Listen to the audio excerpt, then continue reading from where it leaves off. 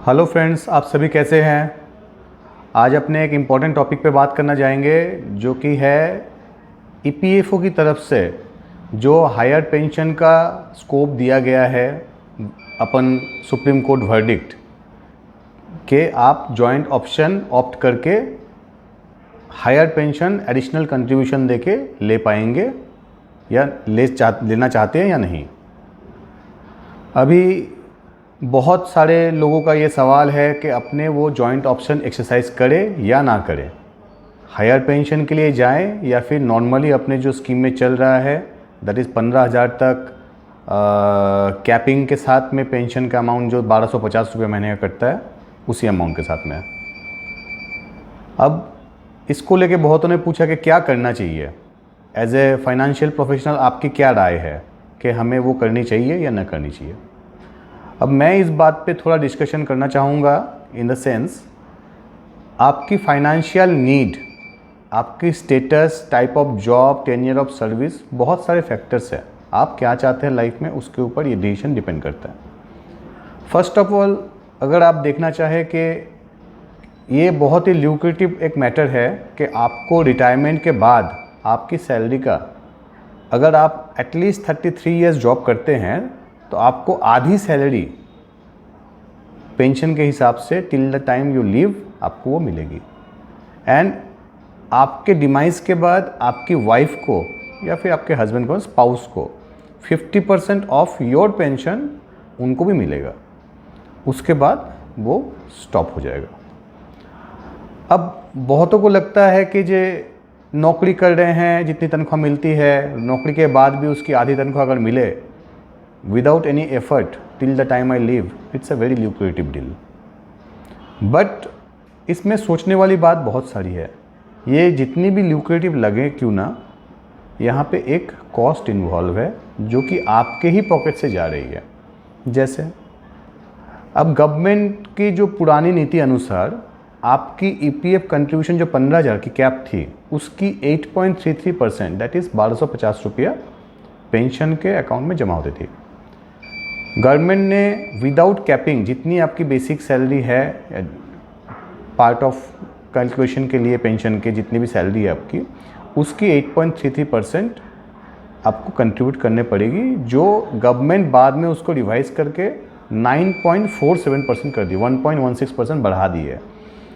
अब पुराने नियम के अनुसार चाहे नए नियम के अनुसार आपको उतनी ही पेंशन मिलेगी, लेकिन आपकी कंट्रीब्यूशन गवर्नमेंट ने 1.16% बढ़ा दी, जिसके लिए आपको एडिशनल कुछ भी गेन नहीं मिलेगा। क्योंकि गवर्नमेंट ने ये स्कीम ओपन की फिर से, इसलिए ये additional cost of 1.16% is imposed on everyone beyond the limit of 15,000। जो कैपिंग उन्होंने करके रखी थी उसके ऊपर के अमाउंट के ऊपर जो भी कंट्रीब्यूशन जाएगा फ्रॉम बैक डेट आपको 1.16% एडिशनली पे करना पड़ेगा। तो अराउंड 9.47% आपका ये एडिशनल खर्चा जाता है। अब मैं आपको अगर बात करूँ, सपोज कर लीजिए आपकी सैलरी 1 लाख रुपया है, 12,000 रुपया आपकी खुद की कंट्रीब्यूशन 12% के हिसाब से, 12,000 रुपये आपके एम्प्लॉयर की कंट्रीब्यूशन। अब एम्प्लॉयर की कंट्रीब्यूशन से अगर मैं 15,000 की कैपिंग है वो भूल जाऊँ तो 9.47% which is around 39.46% of total corpus. 24% जो आपका 12% प्लस 12% जो इन्वॉल्व हो रहा है उसकी 9.47% जो है वो that is around 40% of the total fund आपका जो जमा होता है वो गवर्नमेंट ले लेगा आपको पेंशन देने के लिए। सपोज कर लीजिए आपका 1 करोड़ रुपया जमा है, सपोज मैं अगर इन्फ्लेशन कॉस्ट एंड ये सब ग्रोथ फैक्टर्स बात दे दूँ, 40 लाख रुपीज़ गवर्नमेंट उससे आपका ले लेगा just to give you the pension. तो किसी को अगर लगता है कि मुझे रिटायरमेंट में 5 करोड़ रुपये मिलने हैं तो 5 करोड़ के 40% 2 करोड़ रुपये आप सोच लीजिए, you are paying the amount to the government for the purpose of getting the pension monthly basis जो आपको आपके स्पाउस को मिलेगा। इसमें कैच एक और है, ये पैसे जो आपकी 40% कट जाएंगे ये आपको कभी वापस नहीं मिलने हैं। ये पैसे आपको पेंशन मिला, आपकी वाइफ को पेंशन मिला या फिर हस्बैंड को मिला आपकी डेथ के बाद, वो पैसा गवर्नमेंट के पास ही रह जाएगा, ये पैसा कभी वापस नहीं मिलेगा। अब जो बंदे सोचते हैं कि मैं ये पैसा एडिशनली देना नहीं चाहता हूँ, वो अपना इन्वेस्ट कर लीजिए, सपोज कर लीजिए इक्विटीज़ में हो, डेट्स में हो, एफडीज़ में हो, कहीं पे भी हो, उनको जो रिटर्न मिला उसके बाद वो पैसा उनके बैंक में रह गया, उनके बाद उनके हेयर्स एंजॉय कर सकते हैं, या फिर सब्सिक्वेंटली कोई भी जो बंदे उनके हैं वो पैसा वो एंजॉय कर सकते हैं। तो आपको ये देखना है कि there is no return of capital of EPS investment. This is a big factor to consider while choosing an option whether you should go for the higher pension benefit or not। अब बहुत बंदों को होती है कि financial knowledge उनको अच्छी रहती है, तो people always want greater flexibility in terms of financial control and decisions. अगर आप गवर्नमेंट को अपने कॉर्पस फंड में से 40% दे रहे हैं, उसमें आपकी और कुछ करने की गुंजाइश नहीं है। आपके पास अगर वो पैसे खुद के रहे, आप उसके कहाँ इन्वेस्ट करेंगे, क्या करेंगे, प्रॉपर्टी खरीदेंगे नहीं करेंगे, ये पूरे आपके ऊपर ही निर्भर करता है।